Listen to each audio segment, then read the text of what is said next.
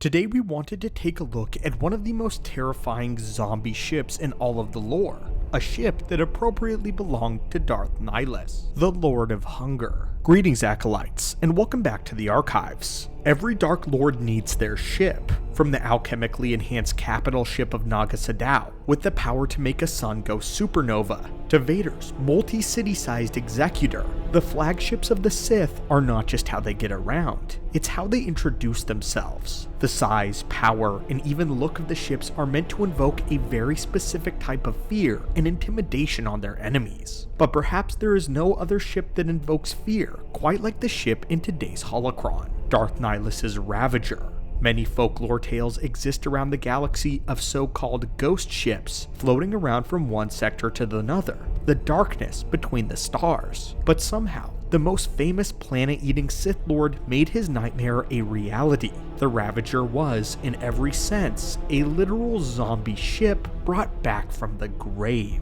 From the moment Nihilus escaped the ruins of Malachor V, all the way to his very last battle at Telos IV, the Ravager stayed with him all this time, as it had no other choice. And today, we are going to be looking at the galaxy's most horrific and terrifying ship, and explaining why the ship of Nihilus takes him to a whole nother level. The origins of the Ravager are quite simple. Initially, it was one of the Republic ships that served during the Mandalorian Wars under the Jedi Revan. It was a Centurion-class battlecruiser which was rendered basically inoperable after being so heavily shot by Mandalorian weaponry. When the mass shadow generator was activated on Malachor, the Ravager would be one of the many ships yanked straight out of orbit, colliding with the planet's surface. Soon after Nihilus awoke and began to feed, becoming the monster that we know, he would find the dead ship lying on the surface of Malachor. Then, using the dark side of the Force instinctively, he would lift the ship from its grave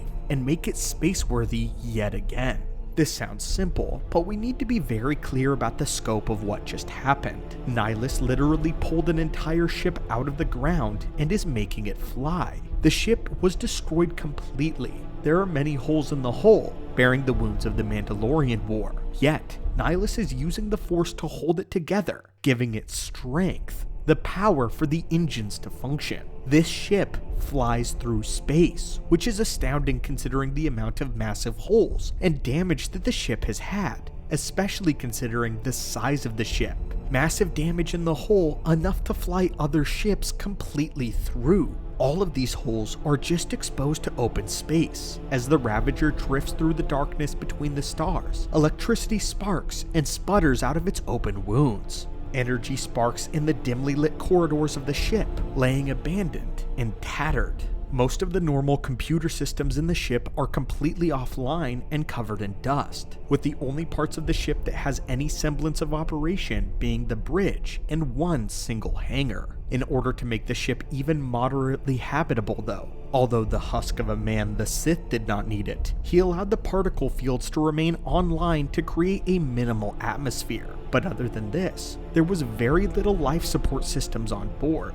This was because the only two beings with mortal souls that actually lived on the ship were Nihilus' shadow hand, Visas Mar, and the Onderonian colonel, Tobin. The rest of the ship was crewed and staffed by literal zombies, corpses, undead beings that Nihilus took control of with the Force and made his slaves. They all stayed on the bridge, endlessly operating the ship, ensuring it survives even in death. Because Nihilus controlled both the ship and its crew, one may say that the zombie pilots of the Ravager were a single decomposing organism.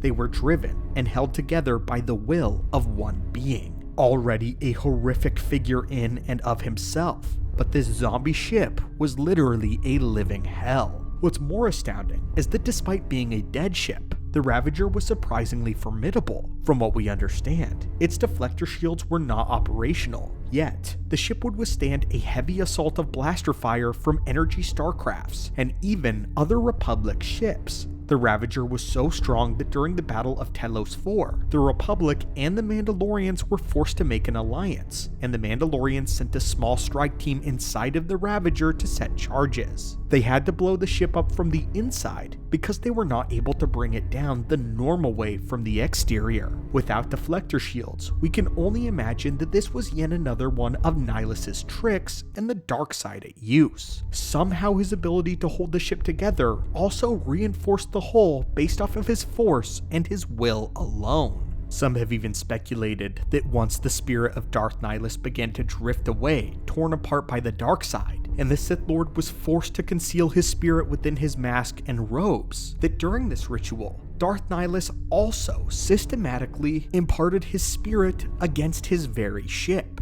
The Ravager was a part of Nihilus, forever tied to his power, and the only thing connecting him to the living world. On top of consuming entire planets, Nihilus made his arrival in a true ghost ship, not the stuff of legend, but the stuff of nightmares, holding it together given his own power, commanding a crew of zombies, and reinforcing the whole all completely in his abilities in the Force. This kind of ability is unprecedented and little touched upon. There have been Sith Lords who have dominated the minds of armies, and those who have been able to lift ships, but for Nihilus to be able to make the Ravager space-worthy and hold it together for as long as he did, even doing so subconsciously, it was truly a feat in the Force on a monumental scale. Many often remember Force users for their abilities in combat, or the largest thing they are able to lift or obliterate. He made his terrible mark on the galaxy by his ability to consume other beings of their very life, leading up to the feeding of entire worlds. However, pure destructive power is one thing, but having such a refined control is another. The amount of mental domination and willpower displayed in keeping a vessel as large as the battlecruiser afloat and doing so perpetually is mind-boggling.